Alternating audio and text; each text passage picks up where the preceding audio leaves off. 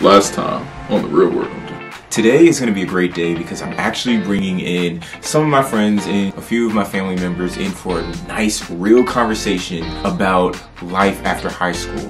We're titling it The Real World. We said adulting? Yeah. That comes with a lot of words. I'm thinking of a lot of stress, I would say. A lot of stress. I mean, just being responsible. Yeah. It's just like, you know, when things go wrong. That's when you come on and say, hey, she gonna hang up. So. And I feel like you won't find out your passions if you don't know who you are. Yeah. If you're living for other people, you don't know who you are. This is the true story of 8 strangers Picked to be on the show to talk together and have their conversations taped. Find out what happens when people stop being polite and start getting real. The Real World.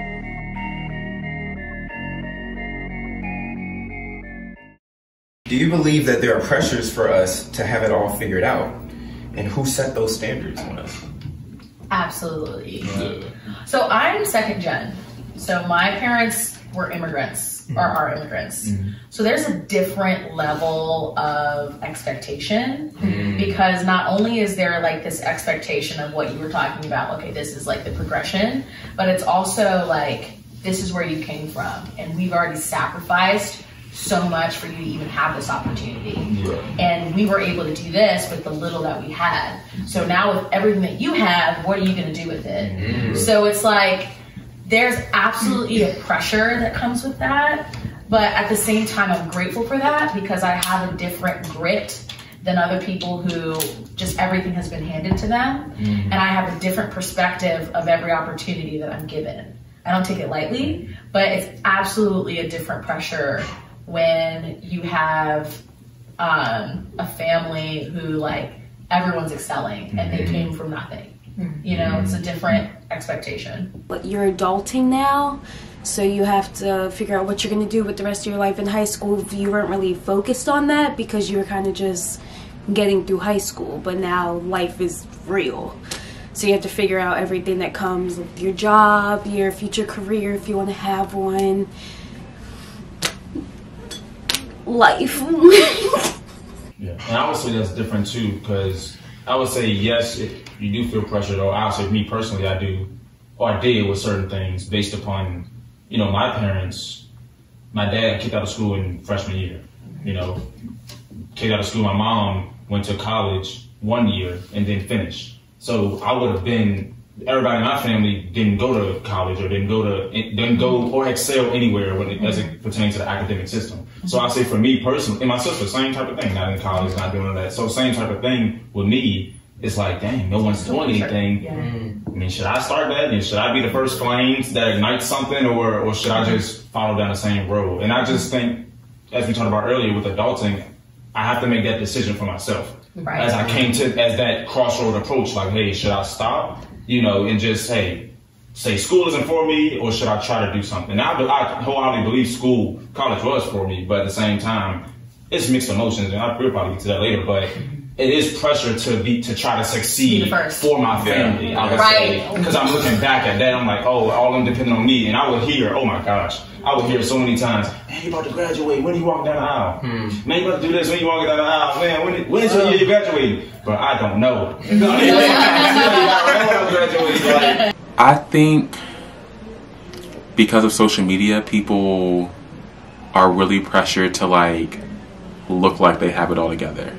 I think our generation is pressured to have it all, and that can be different for different people, depending on culture and expectations. Having it all together all the time, with looks and with having knowledge about mainstream culture. I don't know why people are really concerned about, you know, looking good for social media and things like that, or just making it seem like that they have everything figured out, because, I mean, none of us really do. Like, I mean, even me, I just moved into a new apartment, and it's great, and it's beautiful, and if you saw it, you'd say, oh, I bet he's pretty together, but let me tell you. I just feel like we're pressured to just have the car and the house and the perfect job and no debt and just everything all together all at once. But I just feel like that expectation is not realistic for everyone, because everyone's at a different stage in their life. And it's fine if you don't, because being an adult can be hard. So it's like, you know, it's okay. Sometimes you got a good cry is needed on the way home from work, you know. We all do it.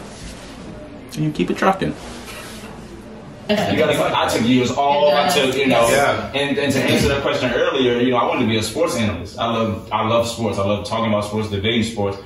That didn't go to plan, you know, but I wanted to do that. Went to liberal arts, went to mass communication, went back down to general studies because I was like, I'm not doing this. I don't feel like doing the math part. Math was not my strongest subject, but I'm okay with it now. I'm coping with it a little bit. But then I went back up and I realized I want to be a graphic designer. So that's what I'm in now. I should be done. But once again, just that pressure of, and my parents eventually went back at their GEDs, but just that pressure of them not going to school and the pressure of my whole family, I would say like the whole lineage of them not going to school and, you know, being their school and being cut short, put pressure on my generation and people in my age group as my cousins and stuff, because they're like, dang, none of them went either them, you know, they get locked up or doing other stuff. So it's like, what am I going to do? And that's my decision. And yeah, it is a lot of pressure. It is pressure to try to be first. So you asked who puts that pressure on you.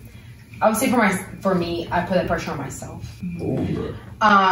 Like I definitely did it to myself, and that's something that I just recently got out of maybe 6 months ago. Like maybe I really started, because I think that like my dad does well, my mom does well, my whole family does well. My aunt's a senior level attorney at Microsoft. You know, she does like absolutely fantastic. So, you know, you see your family members, like I see my family doing so well, and you're like, oh my gosh, I can do just as good as them because I look up to them so well, so much.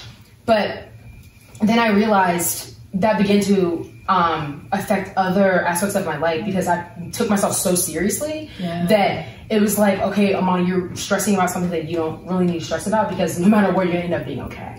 You know, with faith, with time, you're gonna end up being okay anyway. So I think that pressure I definitely began to put on myself, and that's something I had to learn to, hey, they messed up too. Hey, I'm gonna make mistakes too. They got to where they were through a journey too. It's like, I'm gonna have a journey. They got there through a process too.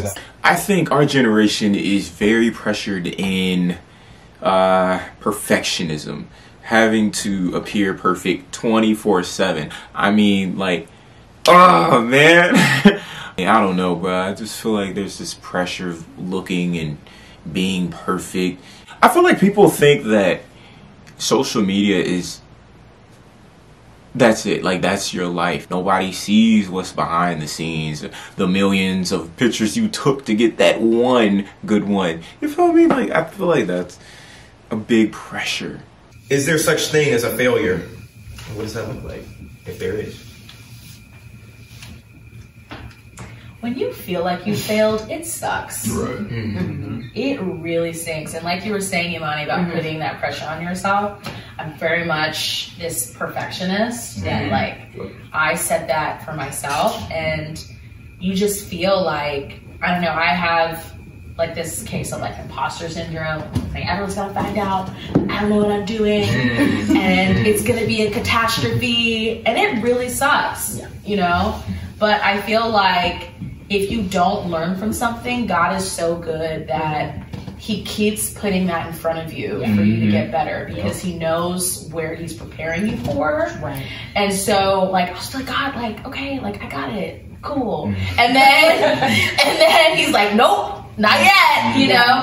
And so I think that there absolutely is such a thing as failure if you haven't learned from it, but failure doesn't have to be a bad thing again. I think that just because someone's telling you that this is a negative thing doesn't mean you have to accept it, that this is a negative thing. Failure is common. It's everyone fails, you know? And so I think that that's something that I'm learning.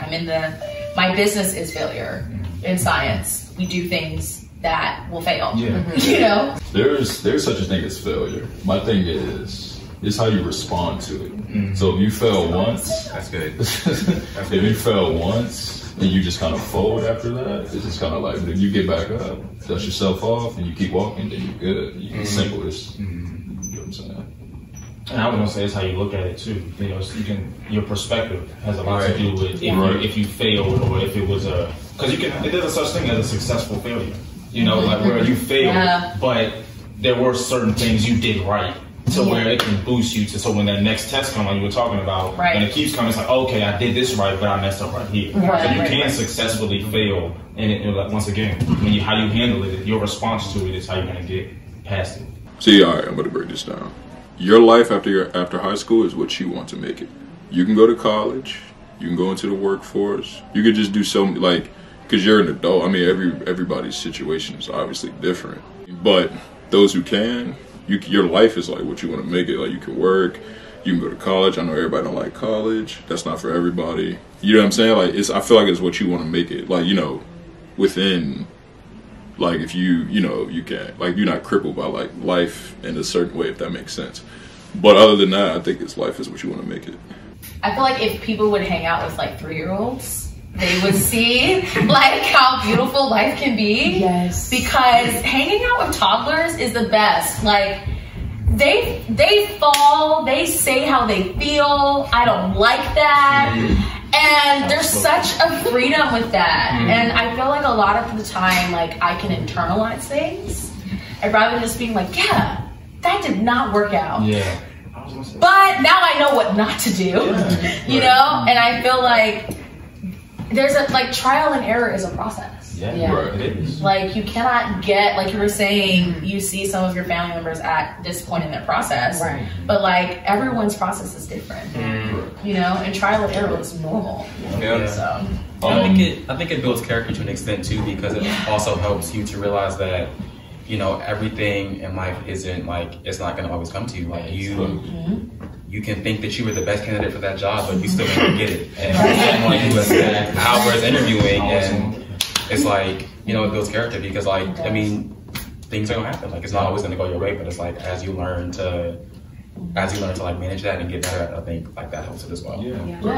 Nothing in life is exact. Everything is it depends. Wow. Take everything with a grain of salt. And understand that not everything is going to be exact, that it really is about it depends. You might have a plan, but that isn't always mean it's going to go exactly the way that you want it to go. Things are going to go like this. Life goes in mountains, life goes in waves. So remember that it doesn't mean that you're failing because your plan doesn't go exactly how it wants, but take everything with a grain of salt, use wisdom, and everything will be okay. That's a good point that you brought about the toddlers, because LJ and Nick know this. I don't know if the rest of y'all know this, but I work with kids like on a daily, like from toddlers to like maybe not toddlers, maybe like 4 or 5 to like high schoolers. Thing about the younger kids is they could fall, they could get in an argument with their friends, and in 5 minutes they forget about it. That always like baffles me. I'm just like, y'all were just screaming at each other over this Lego piece 2 weeks ago. Now you're telling me y'all got play dates? Something funny too. So these 2 kids, they brothers. They when I had them in my class, they just did not listen to me. So it's just all right, this kid's annoying. I'm not feeling him, so whatever. So I go to talk to their mom because they asked me to babysit them. And I go to talk to their mom, and their mom's just like, yeah, they talk about you a lot. And I was like, huh? I thought this was a mutual, like a mutual dislike for one another. But so that's just crazy how kids' minds work. But it goes back to the failure thing. Like they can fall, put a Band-Aid on, keep going, bro. We kind of said like it is okay, if you don't know what you want to do right now in life. But how do you find that out? It goes back to what you said. You gotta know who you are, what you like to do, all that stuff, and then I think you can just go from there. But first you gotta have like some type of identity, or like you said, know who you are. You said that earlier. It's just that simple. And I think trial and error is really important in that too, because you can think this is going to be the best thing for you, and then you do it, and it's like the work. I'm not gonna do that again. So it's like I think being willing and being open to try different things is really important, because you really need to learn like what you like and what you don't like. It's like wanting to be a sports player or something like that. I'm gonna just use that example because you watch sports. It's just like, I want to play basketball, but it's like, bro, if I'm practicing my jump shot, running. It's just, it's not gonna work. That's right. Like, it's simple like that. And it's like that with any type of space. Like if I want to, any type of space, if I want to do this, like it looks cool, but once you see the work you gotta put in and stuff like that, that's when you find out if you really got a passion for it or not. Right. And I think that also like passion develops. Right. I don't think that you have to, again, everyone's story is different. You know, I don't think that you have to have all of the tools in your toolbox when you start. Some things you're learning as you go. So passions can come with different exposure. And I think that also, you know, like you said, being flexible, being open, you know, to different things and just going back to, okay, if whatever I'm doing right now, if I'm doing it to the best of my ability, no matter what tomorrow is, I'm better prepared for it. And just having that mindset, I don't need to be in control of tomorrow. But if I can just do well with what I'm doing right now, it's going to help me for that, whatever step is next. So I think just having that mindset has been helpful for me. I just thought of a story. Like in the 9th grade, I took guitar. Because I thought, you know, it looks cool. So somebody's gonna teach me how to play the guitar. I went in that joint. I'm looking at this whole spreadsheet. She's just like, yeah, you got it. I don't even remember. I can't even describe it. But I'm just like, I can't. Like this is not it. So you know, learned that the hard way. That wasn't the move. What is one thing that you would change in your high school? Like, what is one thing that you wish you learned more about before graduating high school? Guitar. Honestly, adulthood, because high school, they don't teach you nothing for real. Like, okay. I mean, it doesn't teach you anything. Like, and I mean, even college. I mean, what did I really learn? So it's like skills that are like I'm gonna use. Like, I don't need to know the Pythagorean theorem. I don't know about y'all, but I know it. And it's like, how do I know that? What is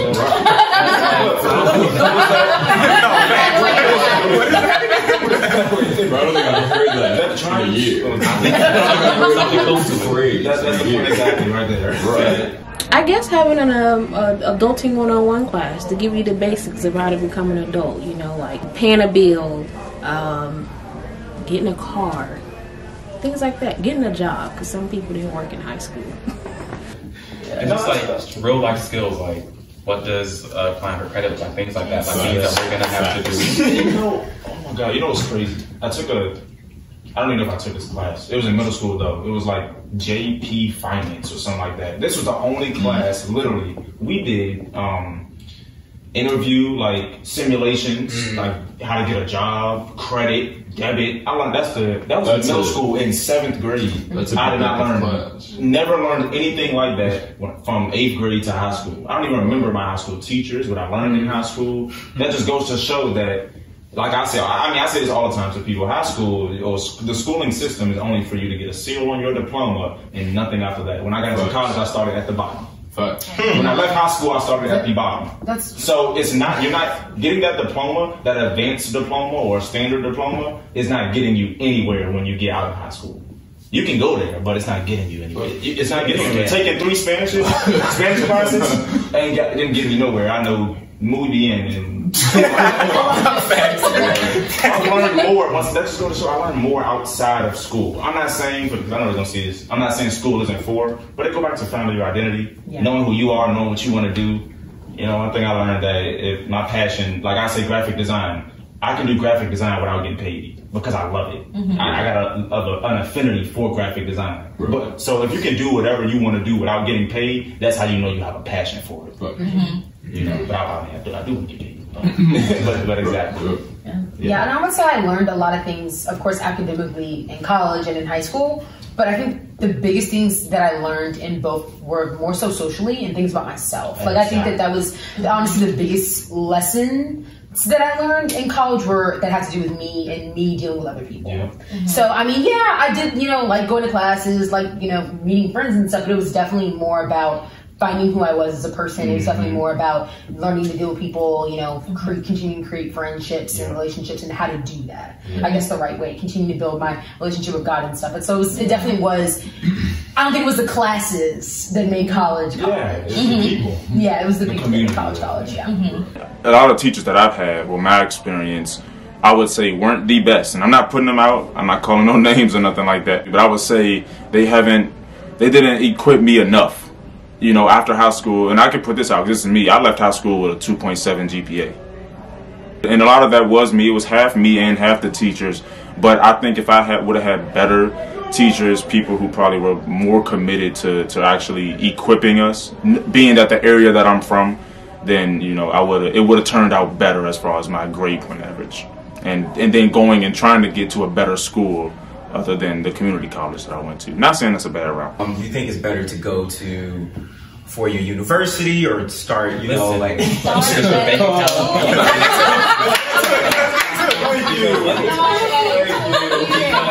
I mean, I think the whole thing is a scam. However, if you're gonna get scammed, you may as well do it in the cheapest way possible.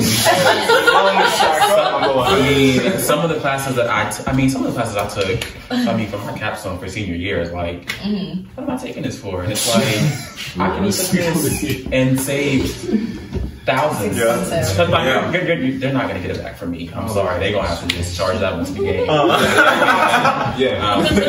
that one off.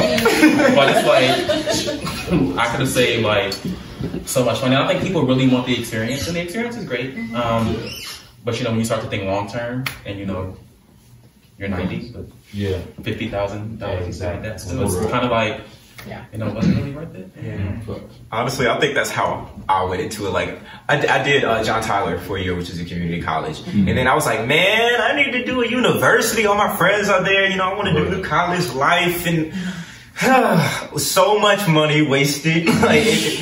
Man, if I could like go back in time and tell myself, yo, like think long term. Don't just think about what everybody else is doing. I think that's one of the biggest lessons I've learned. Like since being in college, like do what you want to do for you. Don't look at the other person. Like, that's a big lesson because a lot of times we gauge ourselves on like what everyone else is doing, you know? And you never know like what they go through. Absolutely. What path they took, how they got there. You're just looking at the big picture and you're not understanding like, if you run their shoes, you... It's so true. It's so true. I heard someone say the grass is green on the other side, but you don't know how much water it takes. So once again, find yourself. Come on. But you know, find yourself, and then a lot of people are always prisoners of the moment. Of I gotta do this because that person is doing this, and like you say, all my friends are there. Yeah, but everybody got money, you know. They got loans to go there. They got scholarships. It took financial aid for me to get somewhere, so you know. And then you gotta stack up and then go the smart route. You gotta once again do what's for you and please you. Don't please nobody else. Do what and you don't gotta think do. that you're less than just because you took a different route. Right, exactly. I think that's especially with like I feel like we don't get. I mean, they tell you go to college, and I mean, I feel like I know that for me, like my parents didn't go to college, so it's like when I knew about it, like, and of course, I mean, you know, college is expensive, but like even as a freshman, you go into these big universities, and I don't even know the first time I looked at my billing statement, and so it's like you have these people who are going to college just because you know that's what they're supposed to do, and so now I'm in this dorm that's $10,000 a year. I have a meal plan that's $3,000 a semester, and it's like I don't even think I started looking at that stuff until like my sophomore year. And at that point, like, it adds up. So I think that it goes back to like high school not preparing us for, you know, what we need to know to make that decision. Because even with like our guidance counselors, like my guidance counselor was trash. Barely knew her name. Mom was pretty. Like, what do I need? I think in high school, students should get like financial advisors or something, or just like other counselors or something to help them, because also not everybody's families are talking to them about money or talking to them about college and stuff. So like not everybody knows. Like I could name on my hand how many of my friends like didn't know anything about college. Like I to like get into it.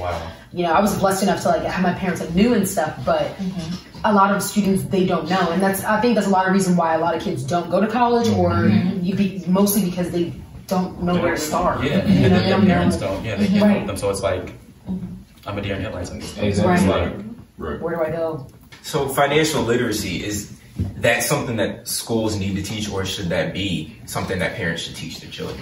I think You can go both. Yeah, it should definitely be both. Like, I definitely believe like it starts from home. Like anything that's my foundation was not taught at school by anyone but my family. Like my family's my identity, you know? And so I feel like wisdom, you know, as far as how to move in the world, because your decision making isn't just finances. You know, a lot of things can deter that. And so I think one, like having faith, because I mean the Bible talks about finances and talks about decisions. And all of that. Yeah, I mean it has a lot of insight there, but also like having that also backed up, you know, in the school system is absolutely important. But I mean, schools are making money, like it's a business. Yeah. You know? Right. So, you know, they want, you know, students to go to school, but it's just like, there's a way to still be savvy and still, you know, not feel so burdened by everything. But I think that it's important for one to have it's not just money, like it's decision making. Yeah. You know, and that starts from home. And then from there, that starts in that community, and then schools. You know what I mean? Because schools aren't gonna have your best interests, like your community. And I agree with you with that. You know, back then, and I know all of us are not super old. I'm not super old, but I know back then, you know, it was a community. It was more of a family, from the community to the school and to the home. So it should start in the home, and the schools were looked at, or the teachers, guidance counselors, professors, all of them were looked at as if like an extension of the home, and that's what they're not acting like that today. And you alluded to it. It's a business. It's I'm teaching your kid just to learn this. You out of my class for 8 hours. You know, you're done. It's not looked at as if I'm enforcing what your parents should be teaching you at home, and they don't care about that. Oh, I don't think they care about that anymore. You know, because people don't learn about real decision making. And you come to school, and then you get in a world that you're not prepared for. Because you didn't learn at home, and school was just worried about you getting a diploma and just passing with a 2.2 GPA to get to John Tyler. But you don't do nothing, you waste away your life trying to, you know, doing nothing, working at Capodisa or something. So it's like, but it could be better out there for you, you know, so they should enforce it in the home, decision making, of course. And then the school should just enhance all of that. And then the community and everybody should enhance. Should be on one accord. It's difficult because everyone's family home is different. Yeah, exactly. Right? Everyone's culture is different. So it's like, how can the school standardize across the board for, you know, kids who are coming from different cultures, different, you know, expectations. Well, I was going to say, I think one of the ways they can do that is continue to teach them for the next level. So I think that's the greatest downfall of like high schools especially, and like, or just in schools in general, is they in some ways teach you for the minimum and what you need to know instead of teaching you for the future, teaching you for the next level. Because no matter what you're going to, we're going to the next level, we're going to the next step. Because it's like I always say, like, people are going to become toddlers to children to teens to preteens to adults. Like eventually you're going to be an adult, so eventually you're going to have to know some stuff, you know. So I just feel like people are just not teaching, especially schools, not teaching to the next level. And I feel like that's something that should change. I'm going to give you guys a few statements, and I'm going to see on a scale from 1 to 5. 1 is being strongly disagree, 5 you strongly agree. And where would you stand? Adults still living under their parents' roof don't fully understand responsibility. Next time on The Real World. I've had like friends move out and are struggling and have to move back home. Because you won't get the full capacity until you go by yourself. You won't understand it. I do feel like if you see it, like I just said, I think it helps you. Let's talk about it. Why do you feel that way?